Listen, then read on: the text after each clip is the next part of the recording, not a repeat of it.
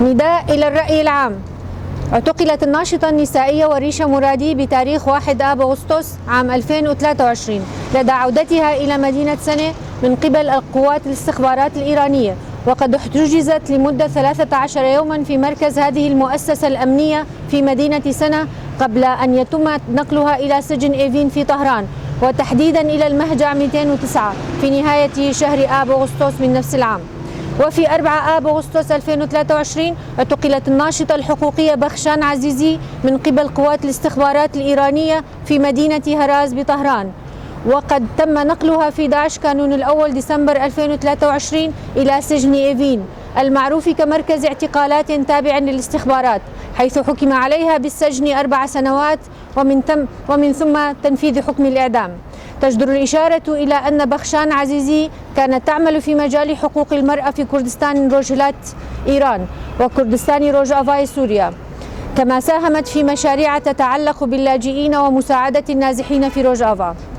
مثلت الناشطة وريشة مرادي أمام المحكمة في جلستها الأولى، لكن القاضي لم يمنحها حق الدفاع عن نفسها. يستند الحكم الصادر بحقها إلى المادة 288 التي تنص على حمل السلاح في وجه جمهورية إيران الإسلامية، وعلى الرغم من أن القانون ينص على عقوبة تصل إلى 15 عاما من السجن، إلا أن قاضي سلواتي والمعروف بلقب قاضي الإعدام أصدر حكما بالإعدام ضدها، ورغم رغبتها ورغبة محاميها في الاعتراض إلا أنه لم يمنح لها حق الدفاع والمرافعة، مما يثير المخاوف من إمكانية تنفيذ حكم الإعدام وربما في فترة زمنية قصيرة.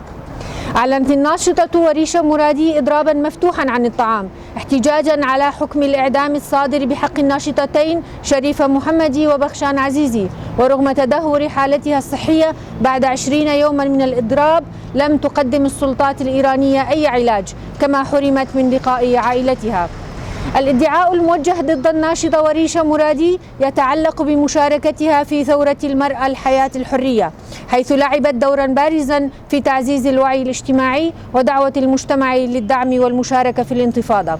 إن الأنظمة الاستبدادية تنظر إلى النضالات النسائية والمطالبة بالديمقراطية على أنها جريمة حرب، فتفرض أقصى العقوبات بحق المشاركين فيها. إنهم لا يسمعون صرخات المظلومين في أقبية السجون ولا صرخات المنتفضين في الشوارع، لأنهم يسعون فقط إلى فرض الخنوع والرضوخ على بلاد لا تشرق عليها إلا شمس الحرية. بناء عليه إننا وباسم تحالف ندى، التحالف النسائي الديمقراطي الإقليمي، نعبر عن قلقنا العميق واستنكارنا لعقوبة الإعدام كوسيلة لتحقيق العدالة على حد مزاعم السلطات الإيرانية، كما نؤمن بأن الحياة هي حق غير قابل للسلب أو الصرف، ونناشد جميع المنظمات والجمعيات والأحزاب والشخصيات النسائية الديمقراطية والحقوقية للتعاون معا من أجل وقف المذابح في معابد نظام الملالي، وذلك إيمانا منا بأن التغيير ممكن، وأن دوي صوتنا يمكن أن يحدث فرقا لنناضل جميعا من أجل بناء عالم أكثر إنسانية وعدلا. ننوه أن التحالف ندى أطلق حملة بيانات دولية وعالمية.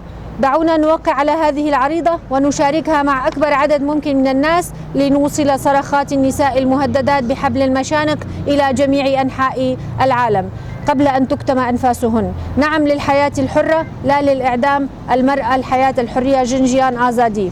جنجيان آزادي. جنجيان آزادي. جنجيان آزادي.